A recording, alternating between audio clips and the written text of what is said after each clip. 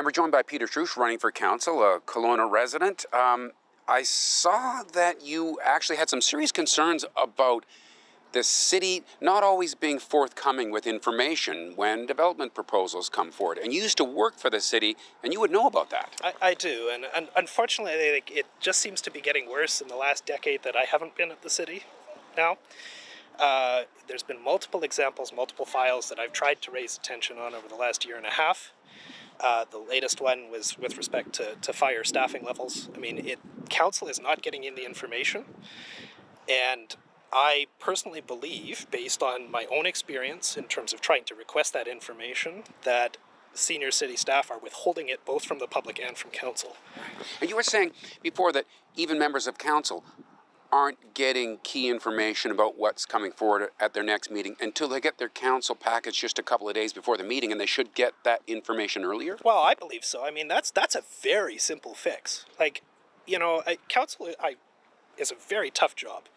I have no bones about walking into something that's going to be a really tough slog here. But we can make it easier and more effective and a better democracy if things like a 3-day delay between having to vote and when you get the information is there. I mean, that's a very simple systematic fix that you can fix to say, let council have that package 10 days before. Housing affordability is a big issue for you. Absolutely it is. And not just for those that are homeless. Obviously, they're the most vulnerable. But so many people that I've talked to as part of my campaigning already are minimally housed or inadequately housed. You know, there's people that I am very close to that can't afford to live here. We've seen lots of stories about police officers not being able to afford to move here because they can't afford housing. What can a council possibly do about that? Oh, there's lots of stuff that a city council can do. Okay, and one of the major things is making sure that there's an adequate housing supply that's zoned and constructed properly to meet the needs of citizens. Doesn't that means just build, doesn't it? No, it doesn't necessarily mean build. What it means is build smartly.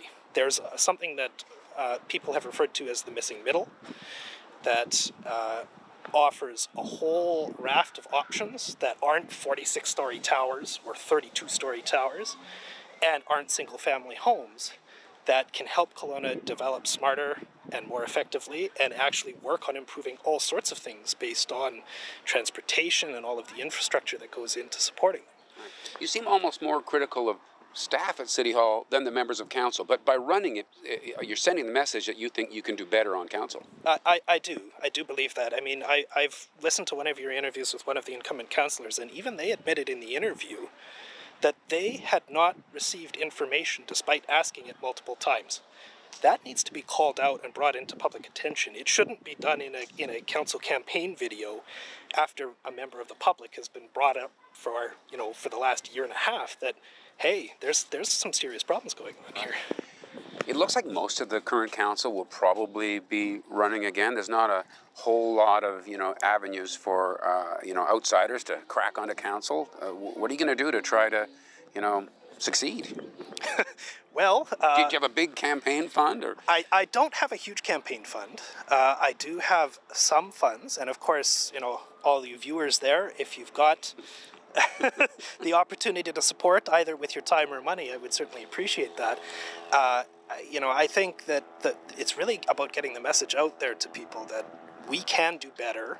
I mean, the people that are in council are very nice, but they can do better, we can do better, I can do better, and I've got that voice that knows how to get it there. Terrific. Peter Truch, thanks very much. Thank you, Good luck, and thank you for watching Kelowna Now.